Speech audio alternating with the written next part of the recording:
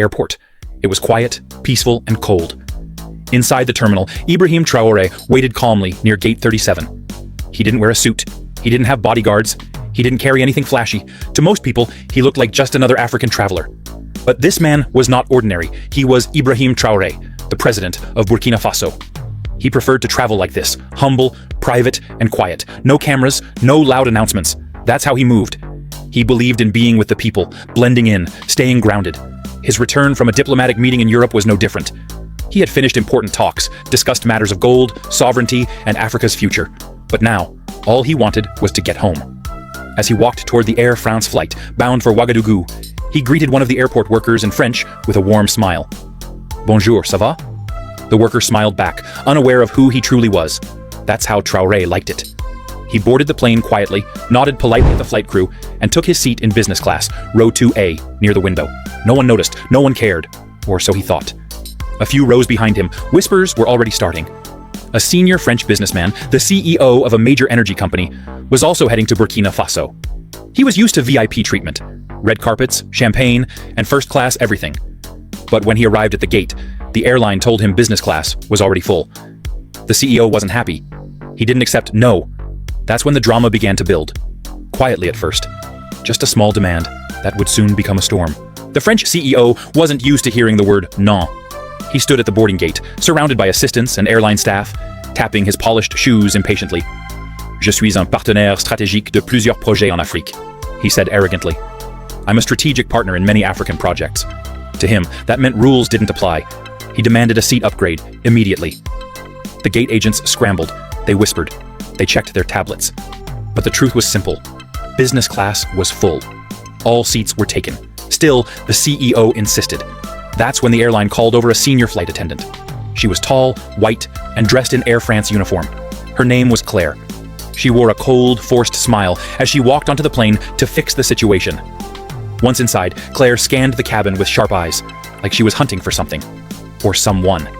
Her eyes paused for a moment when she saw a dark-skinned man in seat 2A.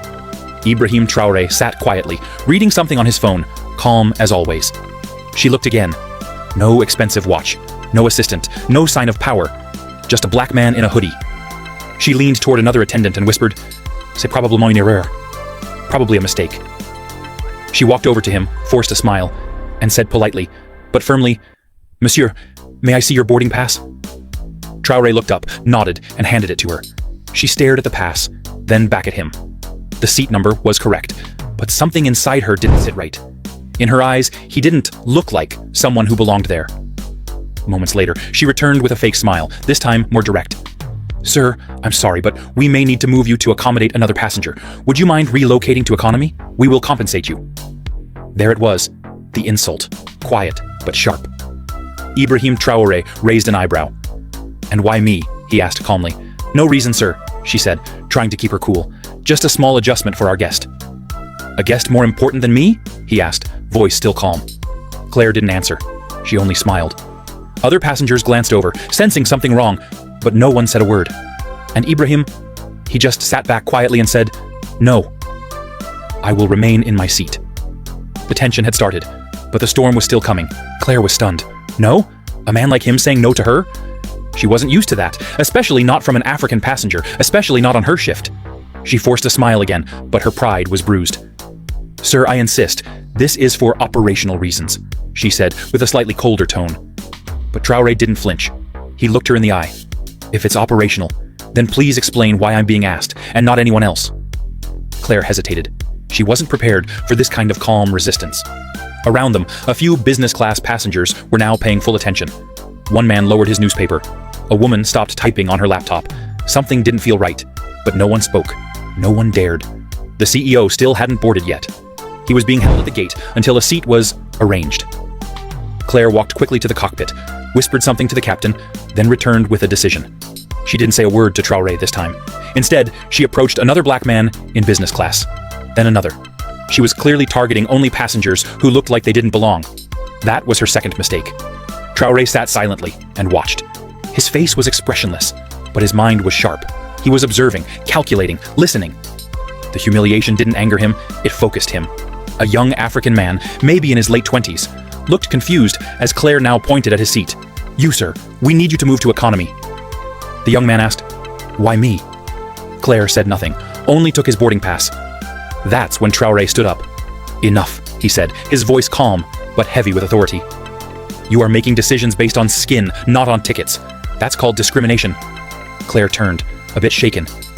Sir, I'll have to ask you to sit down. Please don't cause a scene. Traoré looked her straight in the eyes.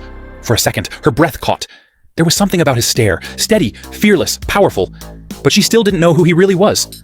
To her, he was just another passenger acting like a troublemaker. She walked off again, fuming inside. To her, this was getting out of hand. These people, she muttered under her breath in French, always making noise. The CEO was finally brought on board. Claire greeted him with extra politeness, offering him a glass of champagne. We're fixing the seating issue, monsieur, she said. Meanwhile, Traoré sat back down. He put on his seatbelt. His fingers calmly tapped the armrest.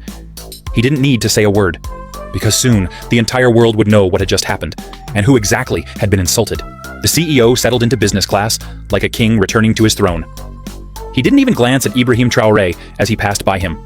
Claire, the flight attendant, made sure he was comfortable, adjusting his seat, handing him warm towels, and offering him another glass of champagne. The message was clear. You matter. That man does not. The plane taxied down the runway and soon took off into the sky, leaving behind French soil, but carrying with it a moment that would soon shake two nations. Inside the cabin, everything looked normal. Passengers relaxed. The seatbelt signs turned off. But beneath the surface, something powerful was growing.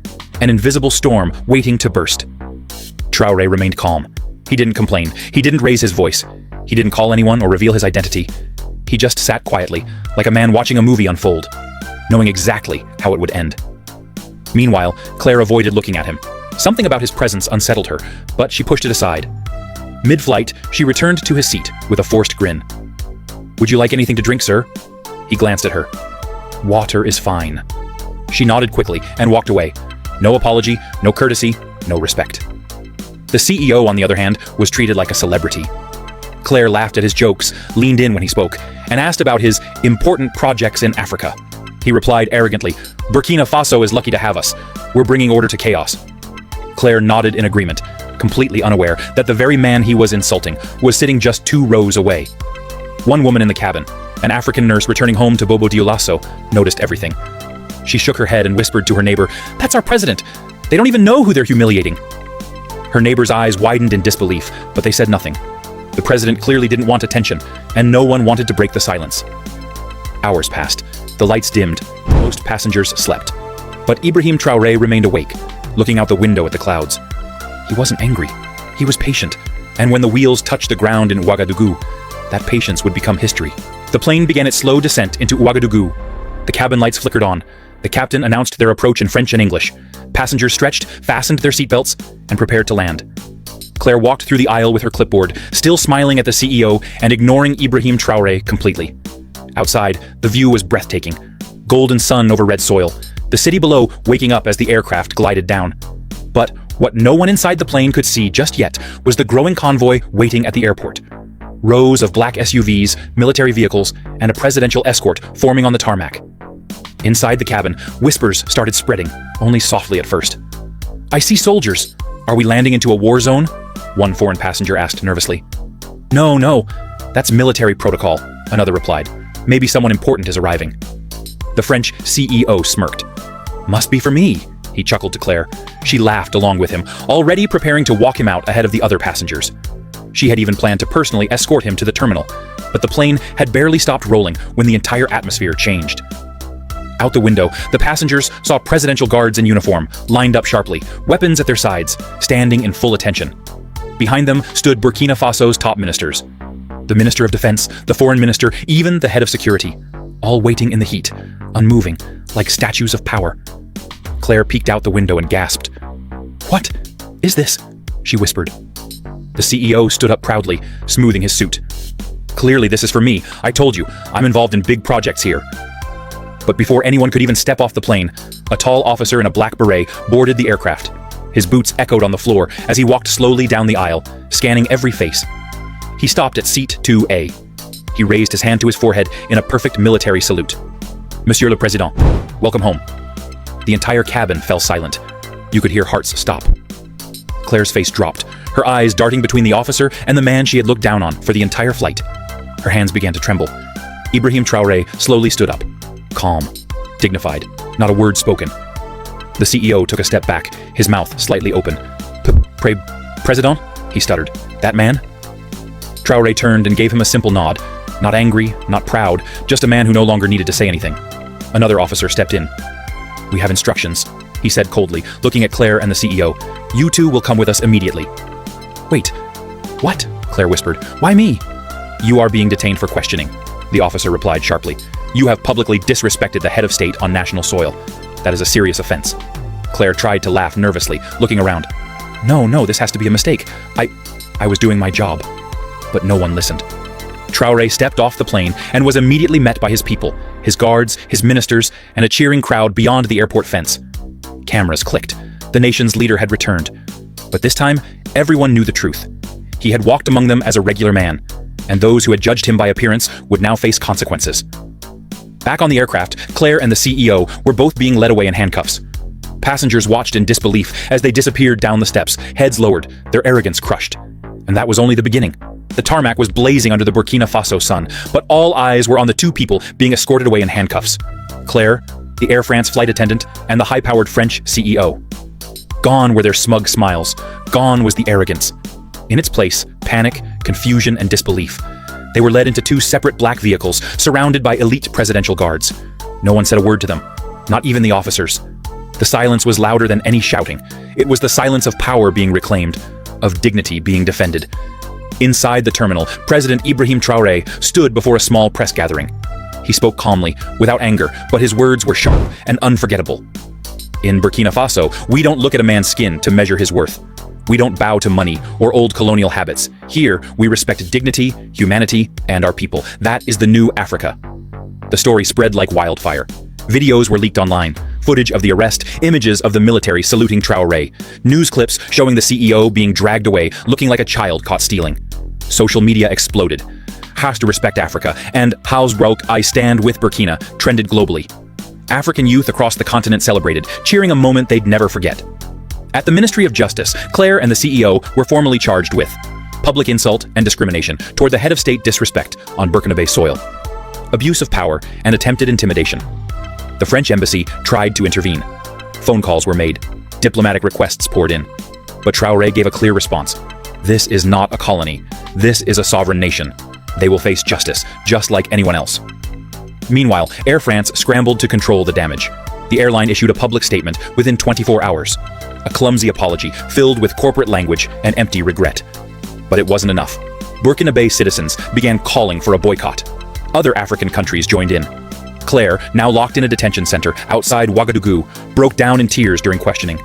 I didn't know who he was, she sobbed. I was just following procedures. The investigator looked at her coldly. You didn't need to know who he was. You just needed to treat him like a human being. The CEO, now facing potential legal action in both Burkina Faso and France, tried to use his influence to escape. But the court made a powerful ruling. No immunity, no special treatment. Let justice be equal. Traoré never gloated. The video of Ibrahim Traoré's experience on the flight offers profound moral lessons that can inspire motivation, self-improvement, and a success mindset. Here's a structured breakdown of these lessons. 1. Humility as strength. Traoré's unpretentious demeanor underscores that true power lies in humility. He travels without entourage or luxury, proving that confidence doesn't require external validation. Embrace humility in leadership and daily interactions. Focus on substance over status, fostering genuine connections and respect. 2. Dignity in adversity.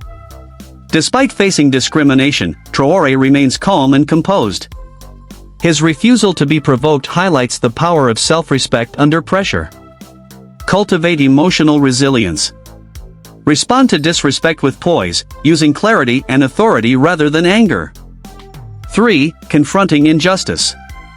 Traoré challenges systemic bias by calling out Claire's discrimination. His actions emphasize standing up for fairness, even when it's uncomfortable. Advocate for equity in all spheres. Speak against prejudice, whether directed at you or others, to foster inclusive environments. For appearances deceive. The story illustrates how assumptions based on looks lead to grave errors. Traoré's ordinary attire belies his significance, while the CEO's arrogance masks his moral bankruptcy. Judge people by their character and actions, not superficial traits. Stay open-minded to avoid underestimating others, or yourself. 5. Accountability matters. Claire and the CEO face consequences for their actions, demonstrating that arrogance and prejudice have repercussions. Act with integrity and mindfulness. Recognize that ethical lapses can erode trust and opportunities. 6. Sovereignty and self-respect. Application asterisk, uphold personal and collective boundaries. Value self-determination in pursuing goals and relationships. 7. Strategic patience. Traoré waits silently for the right moment to reveal his identity, turning the tables without aggression. Practice patience and timing. Success often comes from observing, planning, and acting decisively when the moment is ripe. Quiet confidence. Let your actions and integrity speak louder than boasts or displays of power. Ethical leadership. Lead by example, prioritizing fairness and humanity over hierarchy. Resilience. Adversity is a test of character. Respond with grace, not bitterness. Global mindset. Challenge outdated paradigms and embrace a worldview rooted in mutual respect. Grow through humility. Stay grounded to remain adaptable and open to learning. Integrity is foundation. Build trust and long-term success through consistent ethical behavior. Empower others. Elevate those around you by rejecting discrimination and fostering inclusivity. This story is a timeless reminder that true success stems from inner strength, moral clarity. Drop your view in the comments section, smash that subscribe button, and let's figure out life together.